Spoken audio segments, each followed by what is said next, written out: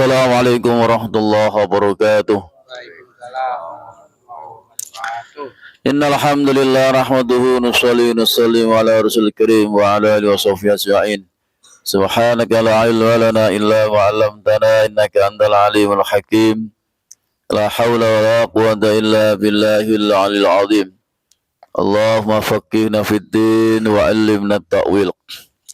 Bapak jamaah Masjid Ar-Royan, kajian ba'da asar yang sama-sama mengharapkan rahmat dan ridha Allah Subhanahu wa taala. Alhamdulillah, kita bersyukur kehadrat Allah Subhanahu wa taala karena kita dapat melanjutkan kajian kita, yaitu setiap ba'da asar kitab Hayatus Sahabah. Mudah-mudahan apa yang kita pelajari Allah berikan kefahaman, Allah beri kekuatan dapat kita amalkan dan kita sampaikan. Dan dengan asbab ta'lim ini Allah Subhanahu wa taala ampunkan dosa-dosa kita, dosa kedua orang tua kita, kakek nenek kita, guru-guru kita, keluarga kita, kaum muslimin muslimat, mukminin mukminat, khusus al-mu'allif hadzal kitab wa faradhurubahum wa farallahu dzunubahum wa satara ayubahum wa rafa' darajatahum syawlana wa lahumul fatihah. Alhamdulillah rabbil alamin arrahmanir rahim maliki yaumiddin. Iyyaka na'budu wa iyyaka nasta'in ihdinas siratal mustaqim siratal ladzina an'amta 'alaihim ghairil maghdubi 'alaihim waladdallin. Amin ya rabbal alamin. Bab pertama, perkara-perkara yang Nabi sallallahu alaihi wasallam berlindung darinya. Imam Bukhari dan Imam Muslim meriwayatkan sanadnya dari Anas radhiyallahu anhu, ia berkata, Rasulullah sallallahu alaihi wasallam biasa berdoa, Allahumma inni a'udzubika minal ajzi wal kasal wal jubni wal haram wal bukhli wa a'udzubika min adzabil qabri wa a'udzubika min fitnatil mahya wal mamat. Artinya, Allahumma ya Allah, inni a'udzubika, aku berlindung kepadamu ya Allah, minal ajzi, yaitu dari sifat lemah. Sifat lemah. Kalau kita sering-sering doa ini insyaallah kuat. Walaupun udah tua-tua 60, 70 tahun, 90 tahun, kita banyak doa Allahumma inni a'udzubika minal ajzi wal kasal. Ya. Jadi ya Allah, aku berlindung kepadamu dari sifat lemah. Kemudian wal kasali, dan sifat malas. Memang kalau udah tua-tuain biasanya malas. Apa enggak sebaliknya? Yang malas itu anak-anak muda ya. Itu yang malas. Kalau anak muda rajin, yang rajin. Orang tua juga yang rajin juga maka perlu berdoa ini. Kemudian wal jubni, dan sifat penakut. Jadi orang laki-laki penakut, ya. Jangan penakut. Oleh karenanya minta kepada Allah agar sifat penakutnya ini dibuang oleh Allah, ya. Kemudian wal harami, ya. Kemudian sifat kerentaan, ya udah pikun, ya udah tua, kita mohon kepada Allah agar dijaga dari pikun, ya, dari suka pelupa, ya, orang tua. Tapi kalau bapak sekalian rajin baca Quran, insyaallah tuanya enggak pikun, ya. Wal bukhli, dan sifat bakhil, ini adalah penyakit, ya, bakhil. Bakhil itu penyakit. Kita berlindung kepada Allah, ya Allah, hilangkanlah sifat bakhil saya. Bakhil itu sama dengan pelit, medit, pantat kuning, kemudian kasiran, buntut. Emang buntut kasiran itu buntut apaan? Ya. Ya, itu bakhil. Bakhil itu adalah sifat yang buruk. Kan bakhil itu adalah orang-orang yang nantinya masuk neraka. Nabi SAW bersabda, Syakhiyun qaribum minan nas, qaribum minal jannah, ya, qaribum minallah. Orang yang dermawan itu, syahiyun itu dermawan, qaribum minallah, dekat dengan Allah. Qaribun minan nas, dekat dengan manusia. Kenapa? Orangnya dermawan, temannya banyak, ya. Temannya banyak, orang dermawan. Kemudian qaribun minal jannah, dekat dengan surga. Orang yang dermawan itu dekat dengan surga, ba'idum minan nar, jauh dari neraka. Ya. Jadi kalau orang dermawan itu memang dekat dengan surga, dekat dengan Allah, dengan manusia, banyak temannya. Kenapa? Orangnya itu dermawan. Tapi wal bakhilu, orang yang bakhil itu ya ba'idu minallah, jauh dari Allah. Ba'idu minan nas, jauh dari manusia. Siapa yang mau teman dia? Orang bakhil begitu. Ya. Kemudian apalagi? Jadi al-bahilum ba'idum minallah, ba'idum minan nas, jauh daripada manusia, ba'idum minal jannah, jauh dari surga, qaribum minan nar, dekat dengan neraka. Itu orang bakhil. Ya, maka orang yang dermawan ini adalah orang yang dekat dengan Allah, dekat dengan manusia, dekat dengan surga ya. Karena memang orang dermawan ini adalah orang yang bisa mudah untuk masuk dalam surga ya. Kalau orang itu bakhil itu sulit untuk masuk surga. Orang bakhil mana amalnya kan? Kalau orang dermawan itu kan banyak amalnya. Ya, maka jadilah kita ini orang yang dermawan, sehingga kita ini jadi orang yang nanti dekat dengan Allah, dekat manusia, dekat dengan surga. Kemudian wa'udzubika, aku berlindung kepadamu ya Allah min adzabil qabri, daripada adab kubur. Adab kubur ini adalah adab yang pertama kali ya manusia merasakan di alam barzah, itu adalah adab kubur. Karena kaget ketika di dunia dia itu seneng-seneng ya, poya-poya, kemudian temannya banyak, terterang, tapi ketika di dalam kubur ternyata tempatnya itu sudah mengerikan ya, tempatnya mengerikan, udah gelap, kemudian adab kubur yang menakutkan, kemudian di situ nanti akan dimakan belatung-belatung, wah mengerikan ya. Makanya adab kubur ini yang paling ditakuti oleh sahabat Utsman radhiyallahu anhu. Ketika sahabat Utsman ini ya diceritakan ya kubur, itu dia langsung menangis. Kalau ziarah ke kubur itu sahabat Utsman ini terus menangis sampai jenggotnya itu basah. Ya, kemudian ditanya, kenapa ketika engkau ya diceritakan kubur, engkau takutnya luar biasa? Akhirnya kata Utsman, karena kubur itu pertama kali persinggahan manusia masuk ke alam kubur. Kalau di alam kubur itu selamat, maka selamat untuk di alam-alam berikutnya.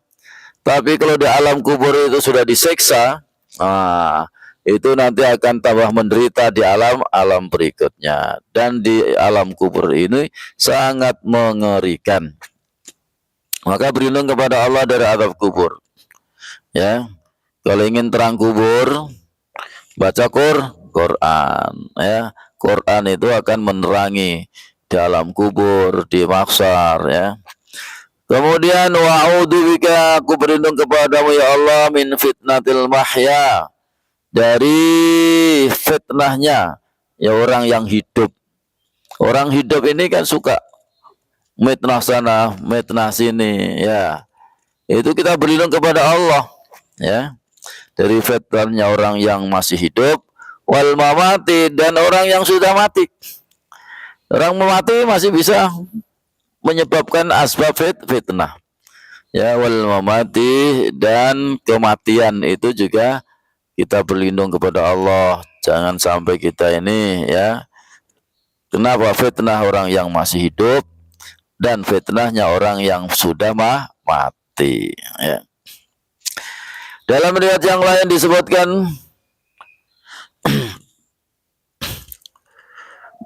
yaitu diriwayatkan Imam Muslim dari Aisyah radhiyallahu anha bahwa Nabi sallallahu alaihi wasallam pernah mengucapkan di dalam doanya, Allahumma inni a'udzubika min syarri ma amiltu wa min syarri ma lam a'mal. Ya Allah, aku berlindung kepadamu dari keburukan apa yang aku perbuat. Yang aku perbuat. Berlindung kepadamu ya Allah dari keburukan yang aku perbuat. Wa min syarri ma lam a'mal, dan aku berlindung dari keburukan apa yang tidak aku perbuat. Yang diperbuat keburukan berlindung, yang tidak diperbuat juga berlindung.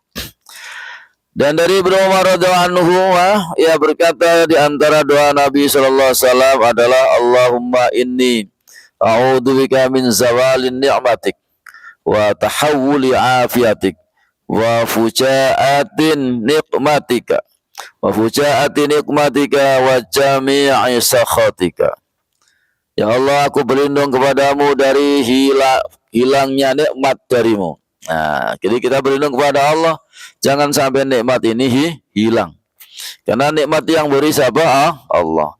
Yang akan mencabut nikmat juga Allah. Maka kita berlindung kepada Allah agar ya nikmat ini tidak dicabut oleh Allah Subhanahu wa taala. Ya. Kemudian watahawuli afiatika, dan aku berlindung darimu dari hilangnya pelindungan darimu. Ya, datangnya seksaan kepada seksamu. Wa fujaati nikmatika, dan datangnya seksamu secara tiba-tiba. Ada seksa Allah itu ada yang pelan-pelan, ada yang tiba-tiba. Ya. Yang tiba-tiba ini yang mengerikan. Tahu-tahu tadi udah senang-senang, tiba-tiba akhirnya ada bencana. Lah itu yang enggak enak. Kita berlindung kepada Allah. Wa jami'i sakhatika, dan seluruh kemurkaanmu yang lain aku berlindung kepadamu. Nah, ini doa yang sering dibaca, yaitu Nabi SAW yang diriwayatkan oleh Ibnu Umar. Dari Zaid bin Arqam radhiyallahu anhu, ia berkata, aku tidaklah menyampaikan kepada kalian kecuali sebagaimana yang Rasulullah SAW biasa ucapkan. Beliau biasa berdoa, Allahumma inni a'udzubika minal ajzi wal kasal wal jubni wal bukhl wal hammi wa adzabil qabri. Allahumma ati nafsi taqwaha wa zakkiha anta khairu man zakkaha anta waliyuha wa maulaha. Allahumma inni a'udzubika min ilmin la yanfa' wa min qalbin la yakhsha wa min nafsin la tashfa wa min ta'watin la yustajabu laha. Ya Allah, aku berlindung kepadamu. Allahumma inni a'udzubika, aku berlindung kepadamu ya Allah, minal ajzi, yaitu dari sifat lemah. Lemah. Ya namanya orang muda, orang tua kalau udah lemah, itu enggak berlindung kepada Allah. Wal kasali, dan sifat malas. Ini malas itu ya. Itu harus berlindung kepada Allah agar kemalasan itu dibuang oleh Allah. Wal jubni, dan sifat penakut. Ada orang yang memang penakut, minta kepada Allah supaya dihilangkan. Wal bukhli, dan juga sifat bakhil, juga minta berlindung kepada Allah agar hilang. Wal hammi, dan kegelisahan. Gelisah, orang itu hidupnya itu gelisah aja. Ya, punya uang gelisah, apalagi nggak punya uang, tambah gelisah. Gini kenapa? Karena dia nggak pernah doa kepada Allah, minta kepada Allah agar dihilangkan dari sifat gelisah. Wa adzabil qabri, dan berlindung kepada Allah dari azab kubur. Azab kubur ini yang sangat menakutkan. Karena ketika di dunia rame, banyak orang, ada teman tiba-tiba di dalam kubur sendirian, gelap kemplangi malaikat. Coba bayangkan. Apa nggak mengerikan tuh ya? Ya. Allahumma ati nafsi taqwaha, ya Allah berikanlah ketakwaan kepada nafsi, yaitu kepada diriku, kepada nafsuku, artinya kepada diriku. Kemudian wa zakkiha anta khairu man zakkaha, dan sucikanlah ia karena engkaulah sebaik-baik yang dapat menyucikannya. Jadi yang bisa mensucikan siapa? Allah. Mintalah kepada Allah, ya. Berlindung kepada Allah agar disucikannya. Ya Allah, Allahumma inni a'udzubika, ya Allah sungguhnya aku berlindung kepadamu min ilmin la yanfa', dari ilmu yang tidak bermanfaat. Ilmunya banyak tapi enggak bermanfaat, ya. Ilmunya banyak tapi enggak bermanfaat, enggak diamalkan, enggak disampaikan kepada orang lain. Jadi apa? Berarti enggak bermanfaat. Ya. Wa min Mana itu? Allahumma inni a'udzubika min ilmin la yanfa' wa min qalbin la yakhsha, dari hati yang tidak khusyuk. Hatinya itu tidak khusyuk, tidak tenang, tidak tentram. Minta kepada Allah, lebih-lebih ketika sholat, agar dia punya hati yang khusyuk. Wa min lafsin, ya. Wa min nafsin, dan dari nafsu yang tidak pernah la tashba, yang tidak pernah puas, tidak merasa puas. Ini hati itu kurang saja, kurang terus, ya. Punya uang 1 juta kurang, 2 juta kurang, 5 juta kurang, 1 M juga kurang. Itu kenapa? Karena dia nggak mau doa kepada Allah, ya. Jadi nggak pernah yang namanya cukup atau puas, enggak, kurang saja, ya. Dan juga wa min da'watin la yustajabu laha, dan berlindung kepada Allah dari doa yang tidak dikabulkan Allah Subhanahu wa taala. Jadi kita kalau berdoa enggak dikabulkan, ya maka kita harus minta kepada Allah, berlindung ya Allah, berlindung kepadamu dari doa yang tidak dikabulkan. Lebih-lebih doa di bulan suci Ramadan ini agar doa kita selalu dikabulkan oleh Allah Subhanahu wa taala. Kemudian yang terakhir, Allahumma inni a'udzubika min fitnatin nari wa adzabil nar wa min syarril ghina wal fakri. Ya Allah, aku berlindung kepadamu dari fitnah neraka dan adab neraka. Ini juga berlindung. Minta kepada Allah agar kita, ya, dijauhkan dari fitnah neraka dan fitnah adab neraka. Di fitnah neraka dan adab neraka.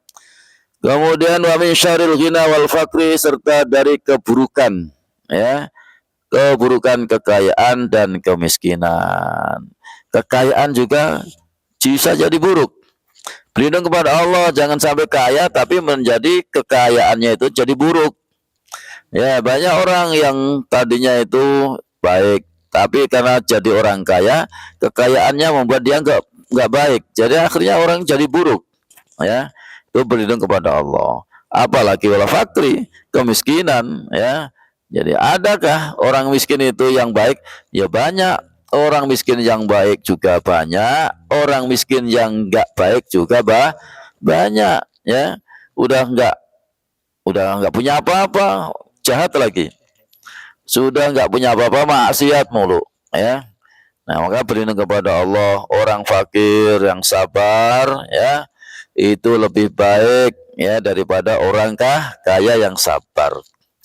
Orang fakir yang bersyukur dengan kefakirannya itu lebih baik daripada orang kaya yang syukur. Kalau orang kaya syukur itu kan wajar, ya Pak, ya.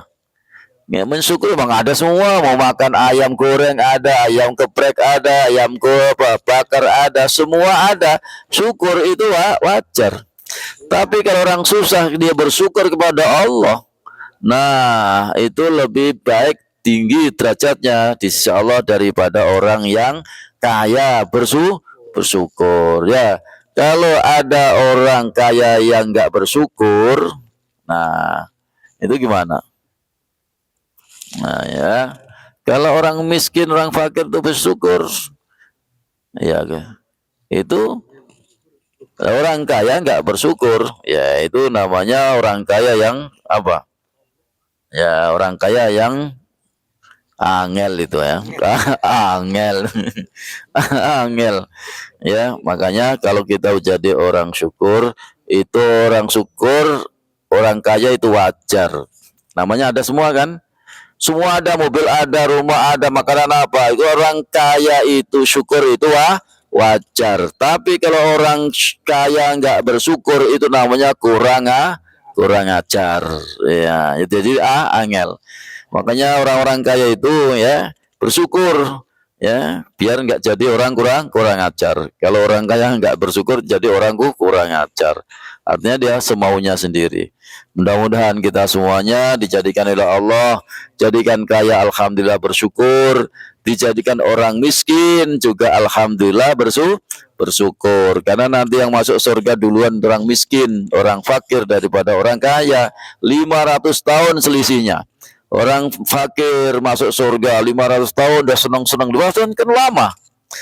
Baru orang kaya dia ucluk-ucluk ke surga. Ditanya, bang, kamu kan dulu tetangga saya di BDN. Oh iya, kalau saya baru lihat, baru masuk sih. Kenapa? Lama saya diproses di Padang Maksar. Wah, saya udah 500 tahun di surga. Kamu baru datang ya? Nah, ya, ketinggalan sampai 500 tahun. Bapak pilih kaya apa pilih miskin? Pilih kaya, ya, apa pilih fakir yang masuk surga duluan 500 tahun, apa pilih kaya yang ketinggalan 500 tahun? Sekarang disuruh milih juga berat kan, padahal udah kasih tahu itu hadis tuh. Hadis Nabi itu orang kaya itu 500 tahun lebih belakang daripada orang miskin. Orang miskin itu masuk surga duluan, ya, orang kaya baru masuk. Tapi kalau kita disuruh mau masuk surga duluan atau belakangan, ya, kalau mau duluan ya fakir, kalau mau belakangan orang kah, tapi orang yang kaya yang tidak bersyukur itu ya. Kalau orang yang kaya dermawan, bangun masjid, ya, nyumbang pesantren, ikut bangun pesantren, ikut bangun masjid, nah itu dia duluan daripada ustadznya. Daripada ustadznya duluan orang yang dermawan. Tapi sudah kasih tahu, kamu mau masuk duluan gak nih? Orang kaya mau tapi pelit, belakang. Jadi orang kaya itu harus dermawan. Hartanya untuk bangun masjid, ada masjid dibangun, ya bantu. Ada pesantren tahfidzul Quran dibangun, bantu. Kenapa? Karena itu akan menyebabkan kita lebih masuk surga duluan daripada yang punya pesantren. Bukankah di dalam hadis Nabi SAW diceritakan ada 3 golongan? 3 golongan. 3 golongan ini berebut ingin masuk duluan ke dalam surga. Yang pertama orang yang mati syahid. Kemudian dia sampai pintu surga. Maka kata malaikat Ridwan penjaga surga, kamu mau ngapain? Masuk surga. Kok kamu tahu kalau kamu masuk surga? Iya, saya kan mati syahid. Orang mati syahid itu kan masuk surga, betul. Tapi kamu tahu dari mana kalau orang yang mati syahid masuk surga? Ya dari ustadz. Ya, kata Ridwan, ya bersabarlah kamu. Kenapa ustadzmu aja belum masuk Islam, belum masuk surga? Saya minggir. Kemudian orang yang kedua orang haji. Orang haji mau masuk surga, ditahan malaikat Ridwan. Kamu mau ngapain? Masuk surga.